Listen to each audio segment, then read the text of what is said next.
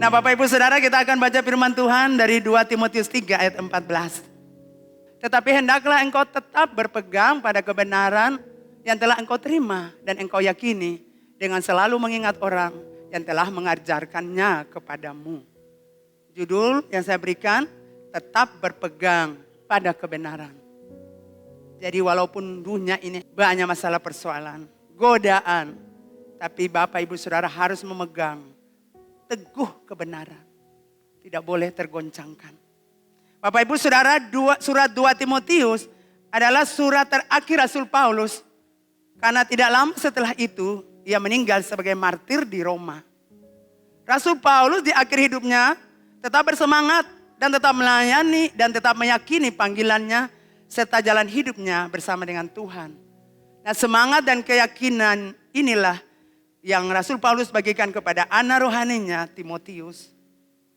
Paulus menjadi teladan yang berpengaruh bagi Timotius muda yang selama ini telah menemani dan menyaksikan sepak terjang Paulus dalam pelayanan. Dari penjara di Roma, Paulus menulis surat ini kepada Timotius untuk mendorong dia supaya tetap berpegang pada kebenaran yang telah ia terima dan selalu mengingat kepada orang yang telah mengajarkannya kepadanya. Jadi ini memang sebagai seorang guru, sebagai seorang mentor, sebagai seorang pemimpin, tanggung jawabnya seperti gini. Ketika orang-orang yang dia bimbing, yang dia bina, punya persoalan, pemimpin itu harus hadir untuk menolong. Seperti di tempat ini, Bapak Ibu Saudara punya persoalan, tugas kami, saya, dan semua hamba Tuhan untuk menolong, mendorong, memotivasi untuk terus maju. Itu tanggung jawab kami. Jadi jangan segan-segannya untuk kasih tahu bahwa Bapak Ibu Saudara lagi menderita. Tidak boleh disimpan, harus kasih tahu buat kami. Supaya kami bisa mendorong Bapak Ibu. Menopang, mendukung. Supaya Bapak Ibu Saudara terus maju. Paulus juga mendorong Timotius untuk mengingat bahwa dari kecil dia sudah mengenal kitab suci. 2 Timotius 3 ayat 15.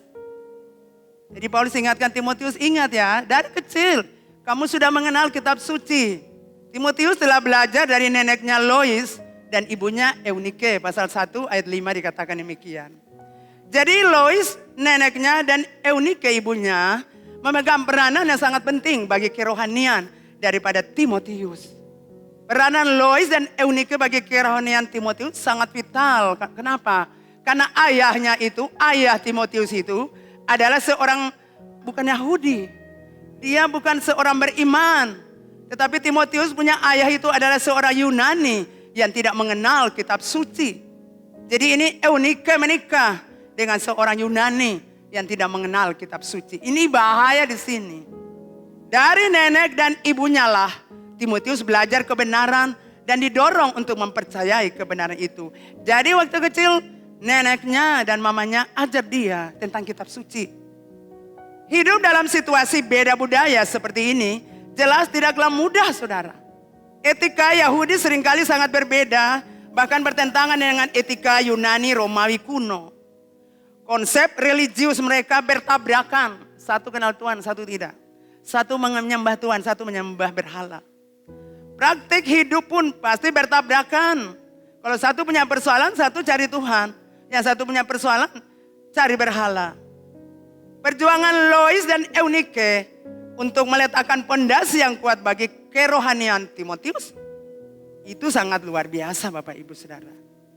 Jadi saya mau katakan buat Bapak Ibu Saudara, khususnya para ayah, Anda punya tanggung jawab yang sangat penting untuk mengajarkan Alkitab pada seluruh keluarga Anda. Ibu-ibu punya peranan yang sangat penting untuk meletakkan pondasi yang kuat bagi kerohanian anak-anak Anda, sehingga mereka akan bertumbuh tetapi tetap berpegang pada kebenaran firman Tuhan. Anda tidak boleh melempar tanggung jawab itu kepada orang lain. Apa yang telah dilakukan Lois dan Eunike menjadi contoh buat para ibu. Bacalah firman Tuhan buat anak-anak Anda dan doakan mereka. Itu tanggung jawab Anda. Jangan sampai Anda lewatkan. Anda nanti susah di kemudian hari karena melihat kegagalan anak-anak Anda. Itu harga yang harus Bapak Ibu Saudara bayar. Untuk anak-anak muda, Anda sudah tahu kebenaran. Sebab itu, carilah pasanganmu yang sudah tahu kebenaran juga. Mungkin Anda sudah dengar ulang-ulang firman Tuhan ini. Tapi Tuhan bilang saya kasih tahu akang lain. 2 Korintus 6 ayat 14. Janganlah kamu merupakan pasangan yang tidak seimbang dengan orang-orang yang tidak percaya. Sebab persamaan apakah terdapat antara kebenaran dan kedurhakaan? Atau bagaimanakah terang dapat bersatu dengan gelap? Saya ingat gembala kita pernah berkhotbah di sini. Gelap itu bukan orang-orang yang tidak mengenal Tuhan Allah. Gelap itu adalah orang-orang Kristen yang KTP-nya orang Kristen. Tapi dia tidak tahu pintu gereja. Tapi dia tidak tahu berdoa. Tapi dia tidak mengenal Tuhan Allah. Tapi dia hidup sembarangan. Hidup minum mabuk. Hidup judi. Hidup bersinah gonta ganti pasangan. Itu akan sangat berbahaya bagi Anda. Jadi pasangan yang seimbang bukan berarti kita dan orang-orang tidak beragama sama kita. Pasangan yang tidak seimbang adalah kita sesama orang Kristen. Tapi hidupnya kacau balau. Anda tidak boleh berpasangan dengan mereka. Siapa yang bertelinga, hendaklah ia mendengar. Anda memaksakan diri Anda untuk menikah dengan orang-orang seperti gini. Anda akan menderita di kemudian hari. Jadi Anda yang bertelinga dengar sekali lagi. Tuhan Allah bilang, cari yang takut Tuhan Allah. Cari yang suka berdoa. Cari yang menyenangkan hati Tuhan. Kalau kalian punya persoalan, saya akan panggil kalian. Saya berbicara mendoakan. Kalau pasanganmu minum mabuk, bersinah sana sini, dia tidak ada di gereja. Bukankah Anda pusing? Tapi saya juga lebih pusing. Karena saya tidak bisa lihat Anda menderita. Saya tidak larang Anda untuk menikah, tidak. Dan untuk Anda yang masih kuliah-kuliah, saya tidak suka Anda berpacaran. Karena itu akan menghancurkan Anda. Anda tidak melihat itu, saya melihatnya jauh. Saya punya mimpi besar dengan suami saya. Bahwa Anda lah pemimpin masa depan gereja ini. Anda akan berdiri sebagai pilar-pilar yang kuat di gereja ini. Yang tidak tergoncangkan. Anda akan berdiri sebagai generasi penyembah Tuhan Allah. Walaupun dunia goncang kiri kanan, godaan orang jatuh berdosa. Tapi Anda kokoh berdiri di tempat ini karena pengajarannya itu kuat. Saya tidak mau bilang Anda jangan tersinggung, saudara. Saya tidak berbicara untuk seseorang. Saya berbicara untuk Anda. Jadi anak-anak muda sekali lagi dengar apa yang saya bilang. Berdoalah. Jangan cari pasangan yang tidak seimbang. Sesuatu yang terbaik itu kita butuh waktu lama untuk mendapatkannya. Jadi kalau Anda belum dibawa Tuhan, tunggu. Jadi Bapak Ibu Saudara khususnya anak muda, Anda dengar. Cari yang seimbang. Cari yang takut Tuhan. Cari yang mengasihi Tuhan. Cari yang ada home sale sama-sama di sini. Cari yang gereja sama-sama di sini. Amin. Jadi anak muda dengar baik-baik. Cari wanita-wanita yang takut Tuhan Allah. Yang satu saat dia mau berdiri berdoa buat Anda. Amin. Yang satu saat dia hadir untuk tolong Anda sebagai penolong. Bukan perongrong. Yang satu saat dia hadir. Memeluk saudara. Menerima saudara ketika saudara gagal. Ketika saudara punya persoalan. Wanita itu yang akan datang rangkul. Dan doakan dan katakan kita berdoa pasti mujizat terjadi. Jangan Anda cari wanita-wanita yang Anda punya masalah. Dia pergi tinggalkan Anda. Dia tidak peduli dengan Anda. Jangan Anda cari laki-laki yang minum mabuk. Gonta ganti pasangan. Itu berbahaya untuk Anda. Jadi sekali lagi saya bilang untuk anak muda. Siapa punya telinga. Hendaklah ia mendengar. Saudara dengar sesuatu yang terbaik itu. Selalu datang agak lama. Tetapi yang Anda buru-buru itu instan. Yang satu saat pudar. Dan Anda akan terkejut. Karena kebohongan, kemunafikan ada di sana. Nah Bapak Ibu Saudara ketika Timotius beranjak dewasa. Ia mengikuti Paulus dalam pelayanan. Perjalanan misi ini juga merupakan proses pembelajaran bagi Timotius. Dan puji Tuhan firman Allah berkata. Timotius berhasil meneladani gurunya atau bapak rohaninya. Saudara John Maxwell berkata begini. Pemimpin adalah seorang yang mengetahui caranya, menjalani caranya, dan menunjukkan caranya. Seorang pemimpin yang baik tidak hanya memberi perintah, melainkan ia terlebih dulu menjalani dan menjadi teladan. Sehingga bisa menunjukkan kepada para pengikutnya bagaimana cara menjalaninya. Jadi pemimpin bukan perintah-minta, bikin ini, tidak. Pemimpin itu harus lebih dulu menjalani hidup dengan berbagai macam persoalan. Kemudian dia lewati dan dia menjadi teladan. Sehingga dia bisa menunjukkan kepada orang lain yang di belakang dia. Ini cara waktu aku punya masalah, aku menyelesaikannya. Ini caranya. Kalau Bapak Ibu Saudara tidak mengalami proses, lalu apa yang Bapak Ibu Saudara mau sampaikan? Kalau Bapak Ibu Saudara lari terus dari persoalan, lari. Saudara mau sampaikan apa untuk umat?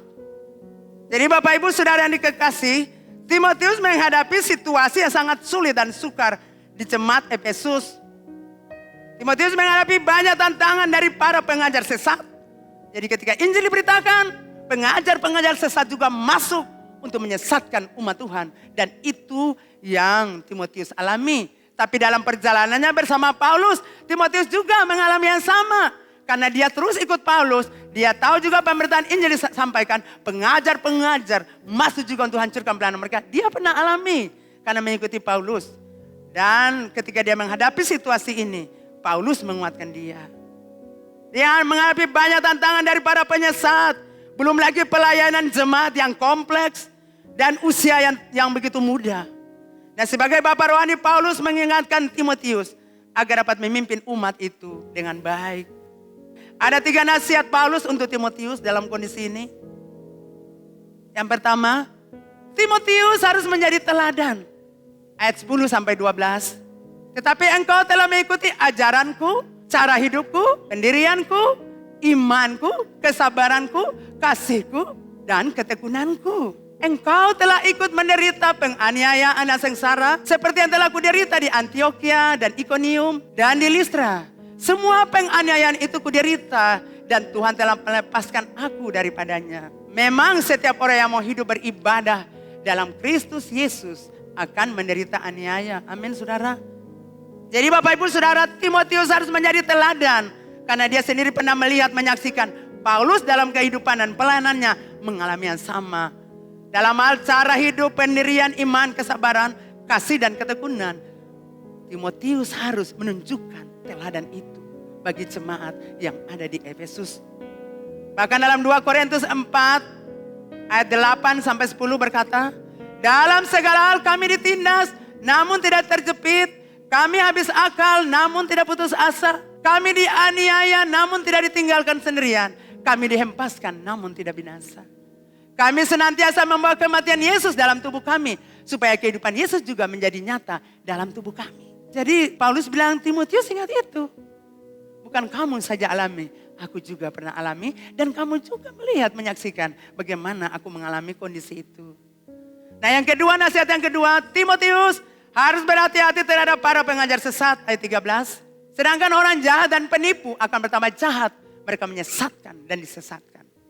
Jadi Bapak Ibu Saudara, jemaat di Efesus diperhadapkan dengan pengajar-pengajar palsu. Dan Timotius harus menjaga, memelihara mereka dari pengajar palsu yang ajarannya tidak sesuai firman Tuhan. Jadi gembala itu memang tidak gampang saudara, sangat sakit. Harus pelihara jemaat baik-baik. Supaya jangan serigala-serigala, jangan pengajar-pengajar palsu datang untuk mempengaruhi saudara. Itulah sebabnya Bapak Ibu Saudara harus terus terhubung dengan gereja.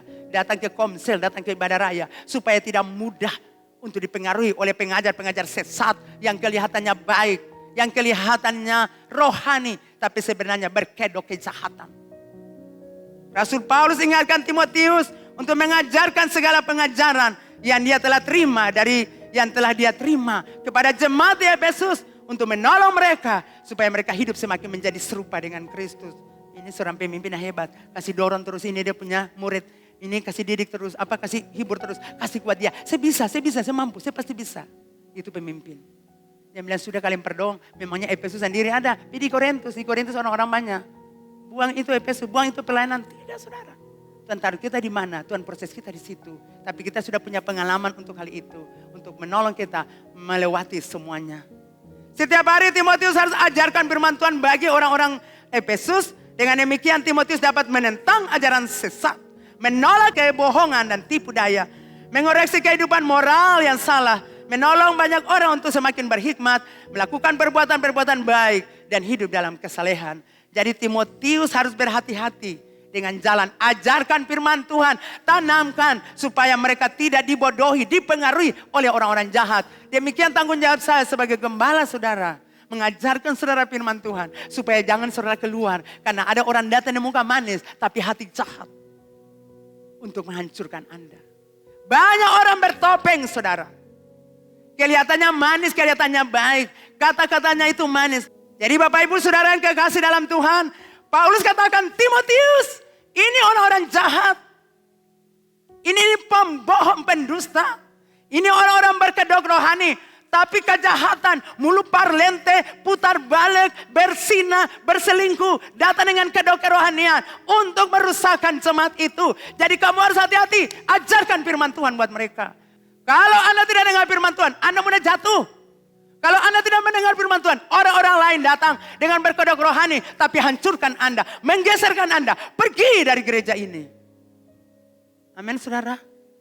Jadi tanggung jawab saya sebagai gembala buat saudara, untuk memelihara saudara, dengan kasih makan saudara, firman Tuhan yang segar. Jadi kalau saudara ditegur, dinasihati, saudara harus dengar. Itu tanggung jawab kami. Kalau Bapak Ibu Saudara, kami kasih aturan, kami ajarkan, tidak mau mendengar, saya mau bilang Anda yang berurusan dengan Tuhan.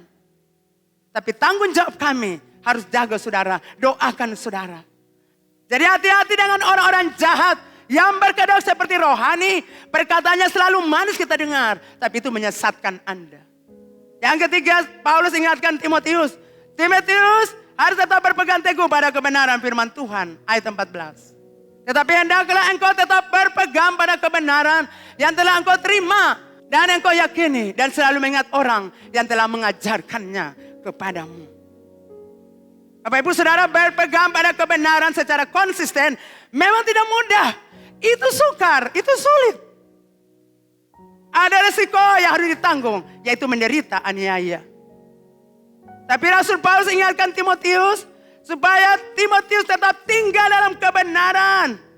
Timotius, kamu ingat perjuangan nenekmu Lois, perjuangan mamamu Eunike, yang telah menaruh pondasi yang kuat, yang telah menaruh kebenaran yang kuat. Kamu ingat itu, jerilalah mereka, pengorbanan mereka.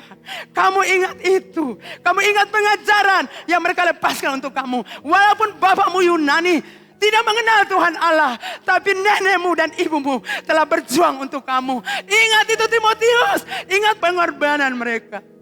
Ingat cinta yang mereka tunjukkan buat kamu. Dan bukan saja Eunike dan Lois, tetapi Anda juga harus ingat Rasul Paulus. Sebagai bapak rohani, sebagai guru yang telah mengajarkannya kebenaran. Jadi Paulus bilang, ingat mereka. Tapi kamu juga ingat aku sebagai mentor bagi kamu. Sebagai pemimpin rohani yang mengajarkan kamu. Siang malam aku ajar kamu tentang kebenaran. Melengkapi apa yang Eunike nenekmu lakukan. Dan ibumu, nenekmu Lois lakukan. Dan ibumu Eunike lakukan. Ingat itu, aku hadir untuk melengkapi apa yang orang tuamu ajarkan. Jadi Timotius, kamu harus kuat. Kamu harus pegang firman Tuhan. Bukankah itu sudah tertanam waktu kamu kecil? Itu kuat. Tidak akan kamu tergoyahkan. Tidak akan pernah. Kamu akan tetap berdiri supaya jemaat Efesus melihat ada seorang pemimpin yang hebat. Berdiri tengah badai menghadapi pengajaran sesat. Itu tipe pemimpin yang diteladani. Amin saudara. Jadi Bapak Ibu Saudara yang kekasih dalam Tuhan, Rasul Paulus menunjukkan contoh seorang pemimpin dan perlu diteladani. Dia tegas saudara, sangat tegas. Untuk mendorong Timotius maju di sana. Bapak Ibu Saudara diberkati, simpan dendam itu tidak baik saudara. Itu merusak hidup Anda. Saudara, simpan dendam itu seseorang, orang itu lagi senang. Betapa bodohnya Bapak Ibu Saudara. Halo, khusus untuk wanita-wanita. Anda tidak boleh bawa dendam di hati Anda. Itu sangat berbahaya buat Anda. Saya ingat Bapak Gembala penelitian di Amerika Serikat menunjukkan salah satu sebab orang wanita itu kanker adalah simpan kepahitan terlalu lama. Jangan Anda simpan suami di hati Anda terlalu lama. Biarkan dia pergi. Itu mempengaruhi wajah Anda tidak cantik. Amin. Saudara punya umur baru 20 tahun. Muka sudah seperti orang 70 tahun. Bahwa pacar Anda yang putus Anda. Bahwa pacar Anda yang sakiti Anda muka berubah. Tapi saya percaya di sini tidak ada amin. Nah Bapak Ibu Saudara, dari firman Tuhan ini ada dua hal yang sangat penting kita pelajari. Yang pertama, firman Tuhan itu berguna untuk mengarahkan dan menuntun hidup kita. Kita membutuhkan firman Tuhan untuk menuntun hidup kita Bapak Ibu Saudara. Supaya kita tidak salah jalan, tidak salah arah. Jadi firman Tuhan itu menuntun hidup kita. Mengarahkan kita supaya maju ke depan. Supaya lurus ke depan. Tanpa firman Tuhan kita bengkok sana, kita bengkok sini. Jadi firman Tuhan itulah yang menuntun kita. Mengarahkan kita untuk maju ke sana. Itulah sebabnya sebagai orang percaya kita harus terhubung dengan Tuhan dan gerejanya. Bapak Ibu Saudara dengar baik-baik, gereja bukan bangunan fisik seperti ini Saudara. Tetapi gereja itu adalah kita. Jadi kalau kita bicara gereja, bukan bangunan fisik seperti ini, Saudara, bukan. Gereja adalah saya dan Saudara. Ini gereja, Saudara. Kita semua ini gereja. Kalau bangunan fisik gereja ini. Tapi yang dimaksudkan dengan gereja ini adalah pribadi-pribadi kita. Adalah anggota-anggota jemaat. Itu adalah gereja. Jadi gereja adalah kita.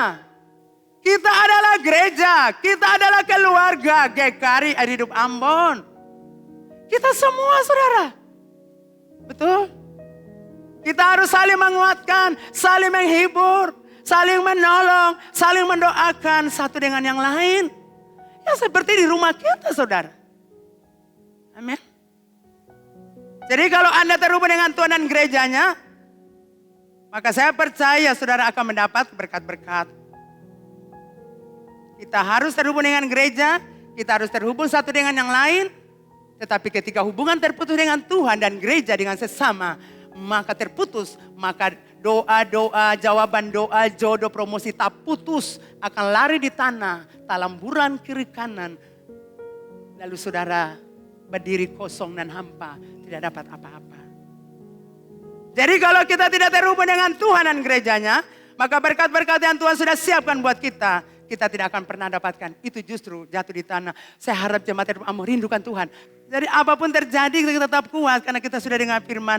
Sebagai keluarga besar, sebagai keluarga yang baik, Bapak Ibu Saudara harus menjaga keutuhan keluarga kita, GKRI Air Hidup Ambon. Kita harus layani satu dengan yang lain oleh kasih. Jangan lagi saling menggigit, jangan lagi saling menelan, jangan lagi saling membinasakan, jangan lagi saling menghakimi, memfitnah, menjelekkan. Jangan lagi Saudara. Karena kita adalah keluarga Allah. Semua anggota keluarga harus saling menghormati, saling peduli, saling mendoakan. Amin. Gereja tempat kita menikmati berkat Tuhan. Sebagai keluarga yang baik, Bapak Ibu Saudara harus menjaga nama baik keluarga Anda. Yang kedua, pelajaran penting yang kedua. Firman Tuhan menjaga kita dari ajaran sesat. Hati-hati dengan ajaran sesat karena dapat membuat Anda tersesat. Tadi saya sudah bilang di depan. Paulus berkata kepada Timotius, Timotius, kuasailah dirimu. Jangan terbius, jangan terpesona, jangan terpengaruh, jangan engkau tertipu dengan pengajaran-pengajaran yang manis di telinga Anda. Masa sekarang Saudara, akhir zaman ini, orang-orang selalu suka mendengar firman Tuhan yang manis mereka dengar. Kalau sudah kepada jangan tidak mau. Tetapi mereka akan memberikan telinga mereka kepada orang-orang yang berbicara manis-manis untuk mereka. Yang tidak korek-korek dong pun dosa, yang tidak tegur-tegur dorang. Yang berbicara manis, lembut dan ayu. Zaman sekarang seperti gitu. Kalau firman sudah keras tidak mau dengar. Teguran keras tidak mau dengar. Tapi yang mereka dengar adalah kata-kata orang yang membuat telinga ini senang. Saudara saya mau bilang, baca firman Tuhan. Supaya Anda berpegang teguh pada kebenaran yang Anda baca. Jangan dengar orang bicara manis. Kalau Anda salah, kalau Bapak Ibu Saudara salah, dan orang itu datang bobokan Bapak Ibu, dia tidak ungkit-ungkit Bapak Ibu, atau dia tidak tegur, dia tidak keras untuk Bapak Ibu. Saya mau bilang tinggalkan tamang itu. Dia tidak berguna untuk pertumbuhan rohani Anda. Anda harus cari orang yang berkata, ini tidak benar. Anda harus kembali kepada Tuhan. Anda harus bangun hubungan dengan Tuhan. Anda harus berdoa. Anda harus begini. Anda harus begini. Ini salah. Ini yang tepat. Jangan cari orang-orang bicara manis di Anda punya telinga. Itu menyesatkan Anda. Itu penyesat. Setiap kalau Anda salah dan ada teguran, ada nasihat. Entah pemimpin komsel Anda, entah pemimpin di gereja ini. Anda harus bersedia terima teguran. Amin. Harus bersedia untuk pertumbuhan. Siapa sih yang membuat Anda menderita? Tidak ada. Kalaupun kami keras dengan Anda, mendisiplinkan Anda, tujuannya ada, Anda baik. Tidak ulangi lagi kesalahan yang sama. Makanya Paulus berkata kepada Timotius dalam 2 Timotius pasal 3 ayat 16, segala tulisan yang diilhamkan Allah memang bermanfaat untuk mengajar orang, nyatakan kesalahan, perbaiki kelakuan Anda yang tidak benar, dan mendidik orang dalam kebenaran. Orang harus dididik. Jemaat Hidup Ambon harus dididik dalam kebenaran. Supaya bertumbuh dalam kebenaran. Sehingga Anda akan tetap kokoh berdiri. Berpegang kepada kebenaran. Badai boleh datang. Masalah, kesulitan, pencobaan, godaan. Anda akan tetap berdiri kokoh. Tidak akan pernah tergoncangkan. Karena Anda menerima pengajaran-pengajaran yang benar. Jauhilah orang-orang pengajar-pengajar sesat yang mengelabui Anda. Sepertinya mereka baik, tapi sebenarnya mereka tidak mendukung Anda. Sebenarnya mereka tidak mengasihi Anda. Mereka membiarkan Anda terlena di tempat itu. Tapi Anda harus mendengar firman Tuhan yang keras, yang membuat Anda tersentak. Tapi itu untuk kemajuan Anda, pertumbuhan rohani Anda, supaya Anda diberkati di muka bumi. Saya percaya Bapak Ibu sudah diberkati, dan kalau diberkati katakan amin.